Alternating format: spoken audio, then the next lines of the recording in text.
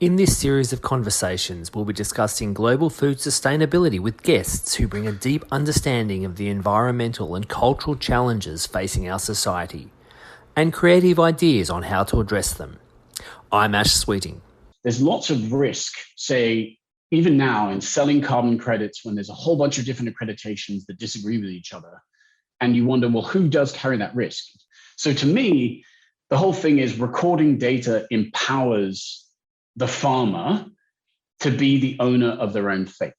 So what's happening is that AgriWebb is becoming the world's largest ground truth database for carbon sequestration.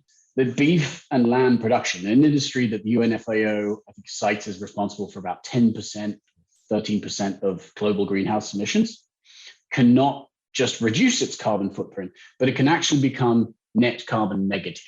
So we can leverage ag tech to turn one of our biggest social and ethical challenges into one of our greatest solutions. And to me, that's pretty cool. However, it does demand that the supermarkets and the retailers themselves step up to take responsibility through the supply chain. Today we are joined by Justin Webb. In 2014, Justin co-founded AgriWebb to digitize livestock farm records. The company is now focused on how to work with their customer base and leverage their technology to address the impact of livestock on climate change. Okay, well, Justin, thank you for joining me today. Basically, the impact of livestock with climate change, I see that as an opportunity as well as a significant liability. You've got the fact that on one side, grazing animals can be used to sequester carbon in soils. You've also got the fact that livestock emit enteric methane, so they're actually producing greenhouse gases. What opportunities do you see in this space to make progress, and where are your areas of concern? Well, firstly, Ash, thanks so much for having me on.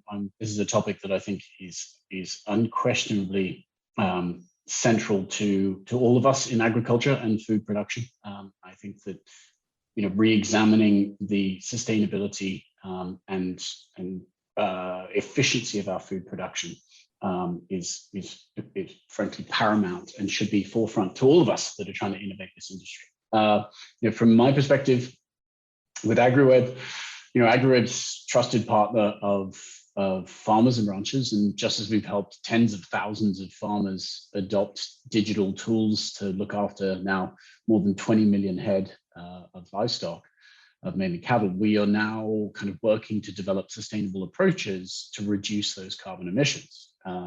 Agri users ultimately are seeking to measure their inventory, right? The grass that they grow, and they want to optimize that conversion of that grass into beef or lamb.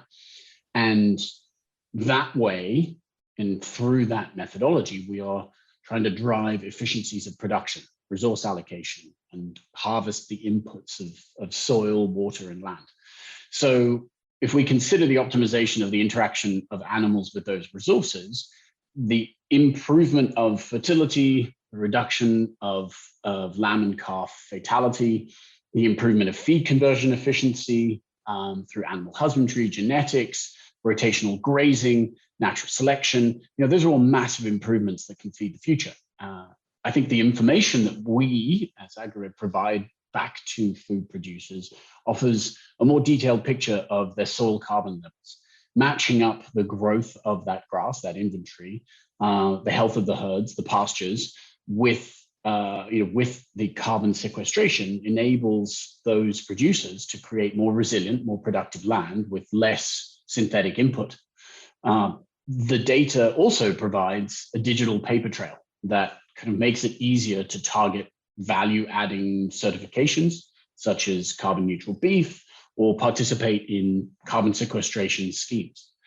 I think there are lots of statements out there. If 10% of the world's cows are engaged in regenerative grazing or ate seaweed, then it would have the effect of removing 100 million cars on the road. These tremendously tangible impacts, and I think rather than necessarily just vilify the industry that's producing natural protein and switch to other methodologies, which I'm sure we'll talk about further on today, I think we can leverage incremental compound gains from digital advice, fewer trips down driveways, greater feed conversion efficiencies, and more optimal carcass feedback loops. We not only change the amount of food we produce, we transform the sustainability of delivery. And I think the amazing thought here to finish on it is that beef and lamb production, an industry that the UNFAO, I think, cites as responsible for about 10%, 13% of global greenhouse emissions, cannot just reduce its carbon footprint, but it can actually become net carbon negative. So we can leverage ag tech to turn one of our biggest social and ethical challenges into one of our greatest solutions. And to me, that's pretty cool. What are the concerns in that space? Well, I think it comes down to a fair bit of debate, right? Farmers should know that capitalizing on the carbon opportunity will demand sort of accurate data and systematic reporting. And that effort will be compensated. And we're already seeing that, right, through carbon credit price double and double again over the past year. However, there's no kind of silver bullet just yet. The contention around soil testing methodologies, the frequency of testing, the location, the operational practices that exist on top of rotational grazing, all of that's in really hot debate. But what's not in debate is the need to record data on the block of dirt. So ground truthed information. And there's lots of sort of attempts to try and do this at scale remotely, i.e. from satellites or from drones or sensors, but actually understanding what's happening on ground and ground truthing it. So recording that soil testing and pasture growth rate, et cetera. So I guess the point I'm trying to drive at and where the caveat is, there's lots of risk, say, even now in selling carbon credits when there's a whole bunch of different accreditations that disagree with each other. And you wonder, well, who does carry that risk? It's probably not, say, the carbon project manufacturers or indeed the purchasers of the carbon credits. It probably comes back to the people that sold it, i.e. the farmers. And that to me is misplacing the risk, because you're trying to incentivize these producers to be engaged with offering their land for this carbon solution. You can't just lump them as well with the risk on something that they have absolutely no control over, i.e. what are the certificates of accreditation and what happens if the goalposts move.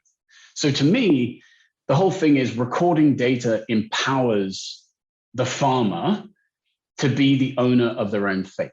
When the dust settles and the new regulations come in, those farmers, those ranchers can service the opportunities that reward them with the highest prices or the least restrictions or the greatest opportunities. So look, in short, and admittedly, it's self-serving because obviously I'm looking and building at a company that that digitizes on-farm records, but I'm walking the walk at the same time. It's kind of my advice is to digitize, to ranchers to digitize their records, not only because it empowers the increase of production today, but it also unlocks all sorts of opportunities in the future and empowers them to make the decisions once this risk is taken out of all of the downstream reality of carbon credit and sales.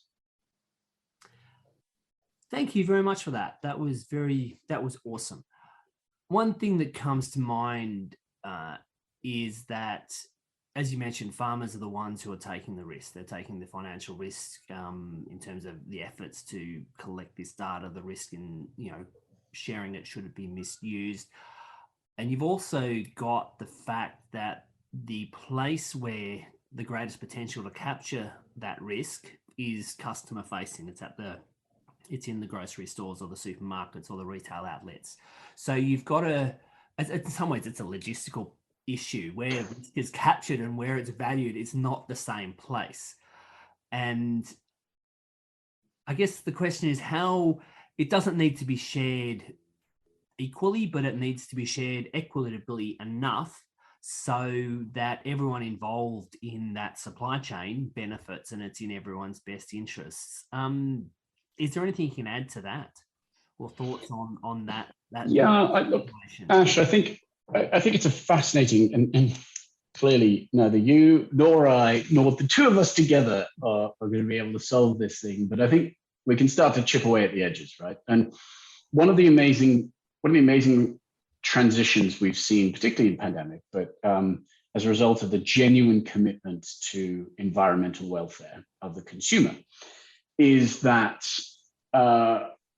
consumers are walking into supermarkets and making decisions about their protein purchases. And let's just take a second to dig into that. Red meat, particularly the natural protein, red meat is the most valuable product to the retailer in the retail store.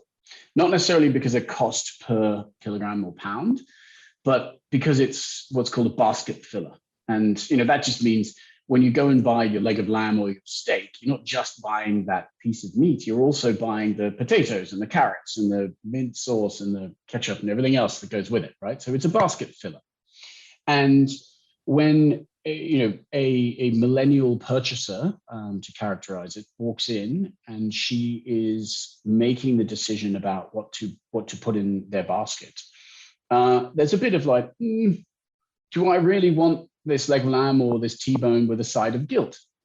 And they make the decision and don't have that. Now, that's a really terrifying prospect for major retailers, supermarkets, Whole Foods, Walmart, Sainsbury's, Tesco's, Woolworths and Coles around the world. They might not be admitting it yet, and there might be a lot of sort of photos, the adage of the past couple of decades of just photos of really happy farmers and happy animals isn't, call it, cutting the mustard anymore. So how do these retailers back up claims with then their assertions that say this meat is not only representative of animal welfare, i.e., the free range poultry and egg argument, but also environmental welfare? And how do we assert that? And how do we label it? And how do we represent it? Because it is fundamentally critical to how purchasers are making those decisions.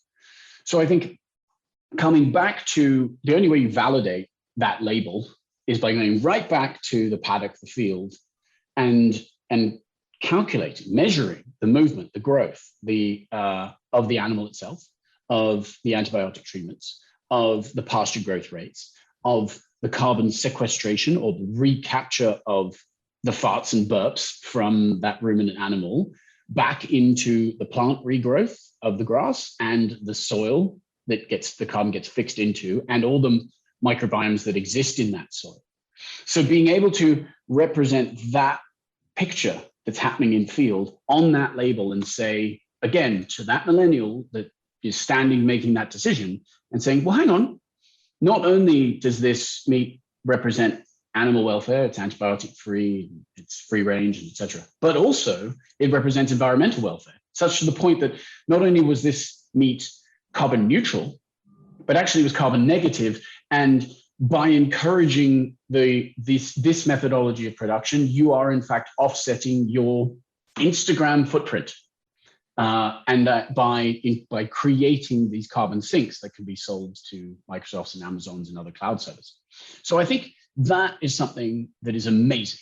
However, it does demand that the supermarkets and the retailers themselves step up to take responsibility through the supply chain. They have to be the ones that have been making, call it the thick end of the wedge of profitability, have to come back and start to pay for the software, the tools, the hardware on farm to be able to record that information and pass it right the way through the supply chain.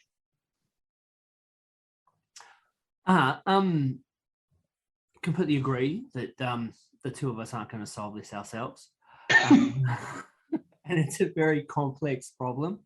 And very much it comes down to, as you said, to consumers being able to make the right choices for the right reasons and having the right information to be informed and be able to make those choices. And I think, as you said, the younger consumers are certainly much more active in that space than people from older generations.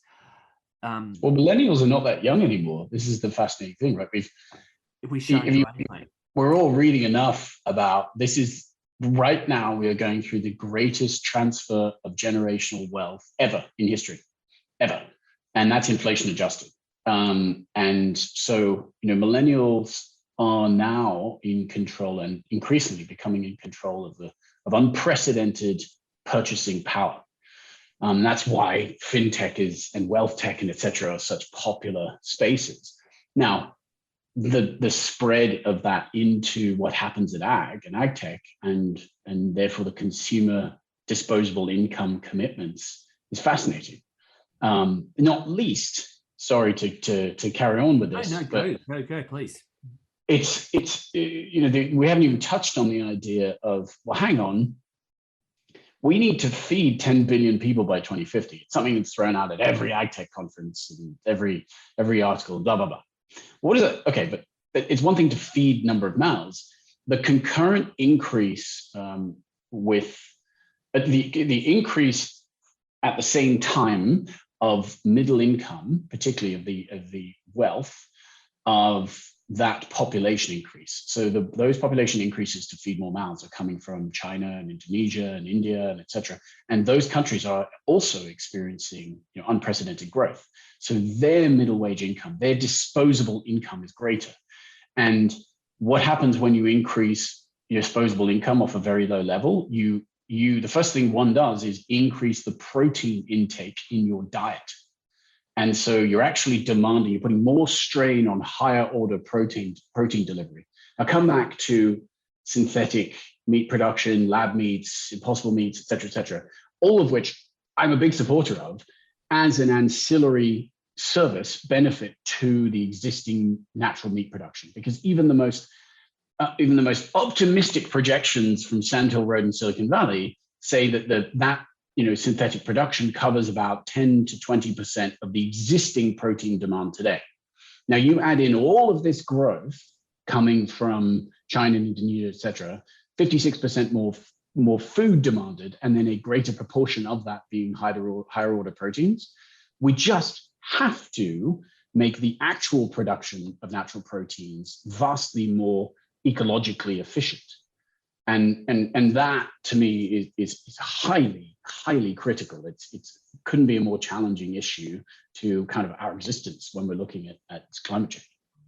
I agree with that completely. But if you have if the lamb chop you go and buy from the supermarket comes from a group of triplets, then the emissions or the environmental input or impact of the mother is divided by 3.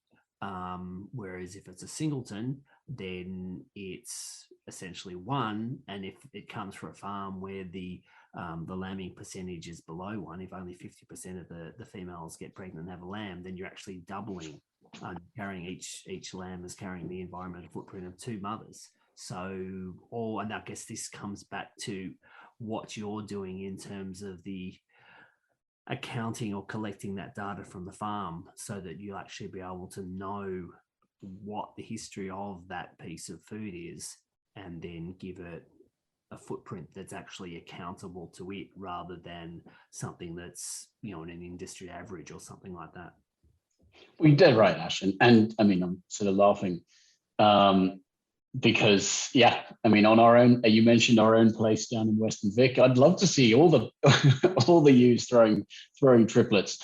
I'd be very happy for the efficiency and not least for the profitability, the bottom line. I don't think this does circle back to something we talked about earlier, which is efficiency and sustainability need not be, and productivity need not be in tension with each other. We as primary producer would love to see greater proportion of triplets, and we've been aiming for that, traveling to New Zealand, desperately trying to understand how their lambing rates and marking rates are so high and what their operational protocols are in order to realize that. And typically it's about operational attention to condition scores of keeping these animals well fed and rotated in the right way, such that they actually end up being more productive on a per unit basis. So the concept there comes back to record the information so that you can identify which animals have a higher propensity to be efficient breeders, and then feed those ones more. Let those goose be the ones that lay your golden egg. And so, yes, from an AgriWebb perspective, of course, we're trying to encourage both our existing customers and our prospective ones and any progressive farmers to record their information to make more efficient, productive decisions. But then at the same time, we're trying to bring this ecosystem. We're not, AgriWebb is certainly not going to be able to do this on its own. So all of these other innovations that contribute to efficiencies of production on farm, i.e., satellite pasture readers, the SIBO labs, the downforce, the DCAT, the regrow, being able to understand at scale what your pasture either potential or existing is, and being able to rotate accordingly, right the way through to the supply chain and making sure that with the predictions of when animals or natural protein or food will be ready at what time from what location. So you're reducing the footprint of trucks driving around and making sure that you have greater efficiency of the pickups, and making sure that when animals arrive at the processor, we move from an average of less than 50% of animals arriving in spec to closer to where pork is, which is sort of 99.5% in spec. And all of these efficiencies have a tremendous impact on feeding, a increasing population that is demanding greater protein and having a lower environmental footprint. So, let's all commit together to actually sharing the information and delivering it through to the consumer, and encouraging the retailer to be part of this conversation, both commercially as well as anecdotally. So I'm gathering from what you're saying that you think it's much more of a systems approach. It's getting the right sensor systems, it's creating the right partnerships, the right collaboration across the value chain that is going to be more important in the final solution than any one particular technology, be that a feed additive or some other innovation. Is that where you see the answer in collaboration and partnership? Yeah, look, I said earlier, there's no silver bullet. There's no single solution. And I think that is true. We're talking about a massive industry literally feeding the world. And so it's not surprising that there isn't a single, okay, I'll just implement that and all will be fine. And it's true right down to the consumer. Like the solution is not just to become vegan, because the growth of plant-based proteins has a huge ecological environmental footprint. Not least by the plowing up of fields and destruction of biospheres in the fields that those natural proteins are created.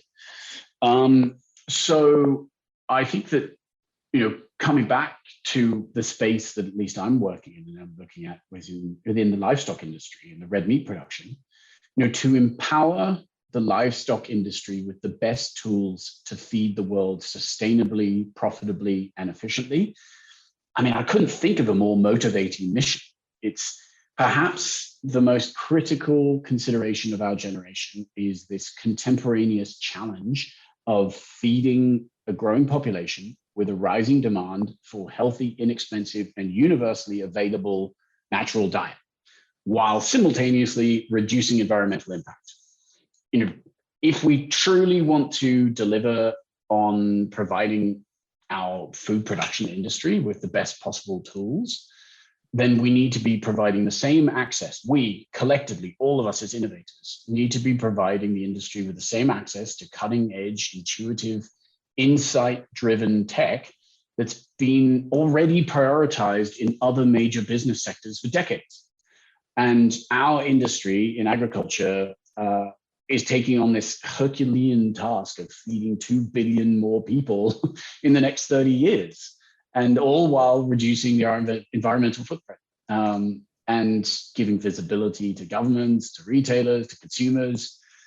I think that the primary producers and the supply chain right the way through, retailers, suppliers, processors, deserve tools that are as smart and sophisticated and adaptive as they are. And I think it's our vision that it's not only AgriWebb that will bring these solutions to market, that allow farmers to own their future, but all the other innovators will join in this mission. And we hope that we can lead by example in this mission, and actively please invite others to join with us and become part of this, because the world came to its senses pretty dramatically over the past 2 years that farmers are the heroes of our society. When the pandemic strikes and global food chains sort of threaten food on the shelves, it was farmers, ranchers that kept us fed. And so therefore, our opportunity as innovators and technologists, let's call it, the opportunity for us to reward and empower that group of producers is fantastic, and it's pretty fulfilling. It goes back, I guess, the warning. There's the analysis that when people go hungry, they do one of three things. They either fight, they move, or they fight. And that's something that's been fairly well established over millennia, not just over the last 2 years. Is there anything you can share on, projects, programs, the current developments that AgriWebb's working on or about to implement in this space? Look, I think that where AgriWebb is as we continue to drive the scale of our user base, across it's 125 million acres that's being managed on AgriWebb. And as I mentioned, sort of more than 20 million head of livestock. And what's happening is that as our ranchers and our farmers record information about their pastures, about their movements, their rotations, their animal growth, they are themselves becoming more efficient producers. But at the same time, they are recording passively the ground truth data on all of those 125 million acres. So what's happening is that AgriWebb is becoming the world's largest ground truth database for carbon sequestration and therefore, ground truth for carbon offsets and supply chain insets and etc. That is a massive opportunity to reward and return our customers with the ability to further monetize their own operations. So that's something that is tremendously exciting for us, and something that very happy to announce in this space. The other is I've spent a bit of time in our chat, sort of a call to action to urge the retailer to take responsibility. We're seeing that. I mean, in the UK, several of the different retailers, but particularly Morrisons and Sainsbury's, both of whom stepped up to commit to having a net neutral supply chain by 2030. It's not that far away, and Morrisons in particular has signed up. They purchase licenses of AgriWebb, give it to their producers, and leverage the information of pasture growth rates offset against the emission from the animals that the cattle that are at certain stages of their life cycle, and work out the recapture of carbon from the amount of dry matter, kilogram dry matter per acre or hectare that's being grown.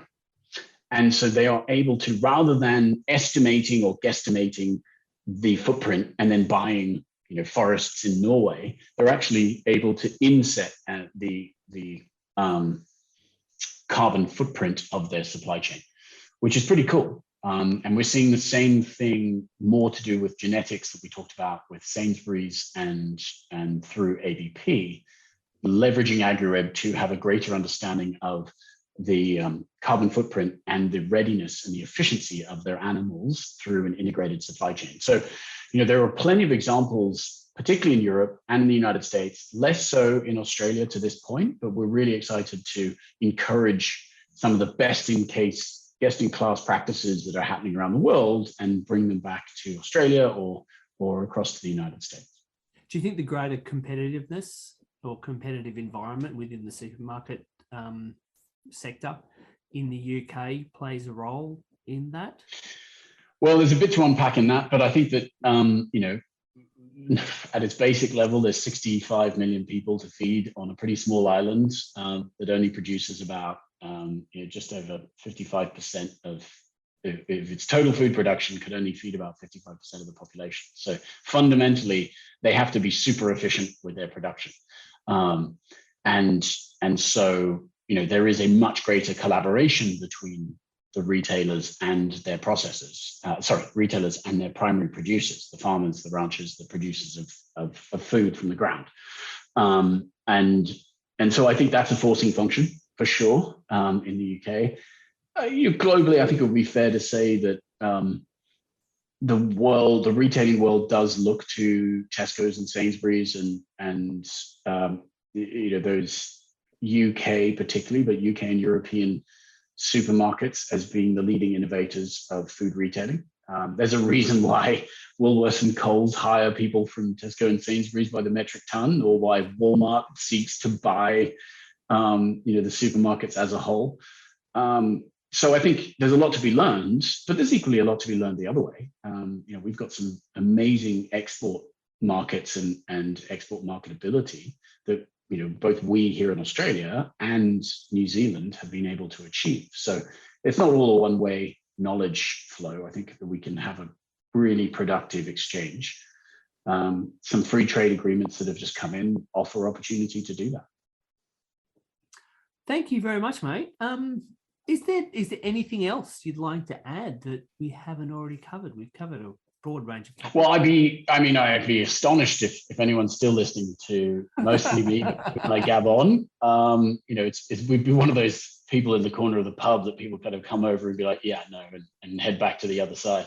But look, thanks so much for having me on. Really excited to have the chat. And my call to action is if anyone is listening to this and is inspired, intrigued by the mission that AgriWebb is on, we are hiring. We're looking for really good talent to come in and help drive our business forward, whether that's in Colorado in the US, in London in the UK, or in Sydney here.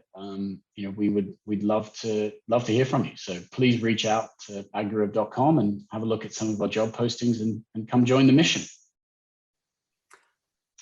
Cheers. Thanks, mate. Thanks so much.